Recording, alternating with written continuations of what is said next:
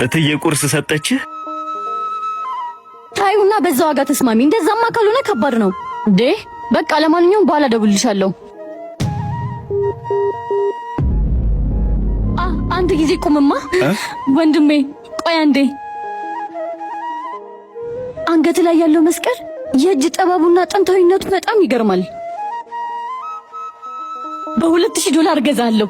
አሁኑን አውልቀህ ስጠኝ። እህቴ፣ ዓለም ላይ ያሉ ሀብታሞች በሙሉ ተደምረው የሚገዙት የሚሸጡት ነገሮች አሏቸው። ይሄ ግን የትውልድ ቅርስ፣ የእምነት ማህተብ ነው። ዋጋ ይወጣለት። አንተ ሰው ያታስብም እንዴ? ለራስ አካል ጉዳተኛ ነህ። ይሄንን እኮ ገንዘብ ብትቀበለኝ አንተንም የልጅንም ህይወት መቀየር ትችላለህ። ሕክምና እንኳን ይሆናል። አሁን እንደው በዚህ አካል ጉዳተኝነት ሰርተ ይሄንን የሚያክል ገንዘብ አግኝተህ ታውቃለህ? እግሬ ከስራው ቢያቆምም እምነቴና አይምሮዬ ግን አላቆመም። ህይወቴን የሚቀይረው የሰው ብር ሳይሆን የፈጠረኝ አምላክ ነው። እኔ ዛሬ ለምቾቴ ብር ብቀበል ነገ ለአማኑኤል ቤተክርስቲያን ህንጻ ግንባታ የሚሆን ጽናት አጣለሁ። እኔ በዚህ አካሌ በየመንገዱ ምዞረው ለራሴ መለመኛ አይደለም፣ የቅዱስ አማኑኤልን ቤት ለማሰራት ነው። እኔ ያሰርኩት የሃይማኖት ሀብት ነው። አንቺ ግን በብርሽ ሁሉንም ነገር መግዛት የምትችይ ይመስልሻል? የራስሽን ነፍስ ቤት አስበሽው ታውቂያለሽ? እኔ ብር ካለኝ ሁሉን ነገር ማድረግ የምችል ይመስለኝ ነበር።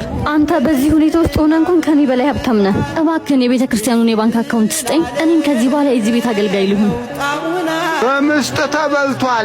ለብዙ ዓመታት የእግዚአብሔር ቃል ሲነገርባትና ምዕመናን ሲገለገሉበት የቆየው የድሃና ቅዱስ አማኑኤል ቤተክርስቲያን ቤተ መቅደሱ በአሁን ሰዓት በመፍረሱ ምክንያት ታሪካዊና ቅዱስ ቦታው የሸረሪትና የምስጥ መኖሪያ ለመሆን በቅቷል። የአካባቢ አባቶችና ምዕመናን የፈረሰውን የእግዚአብሔር ቤት እንደገና ለመስራት የቅዱስ አማኑኤል ወዳጆች እጃችሁን ዘርጉልን፣ የፈረሰውን ቤቱን አብረን እንስራ በማለት አጣዳፊ የድረሱልኝ ጥሪያቸውን አስተላልፈዋል። አነሰም በዛም ሳትሉ አስራት በኩራታችሁን ገጠር ላለችዋ ቤተክርስቲያን በመደገፍ የበረከቱ ተካፋይ ይሁኑ። እሺ፣ አመሰግናለሁ በጣም። እሺ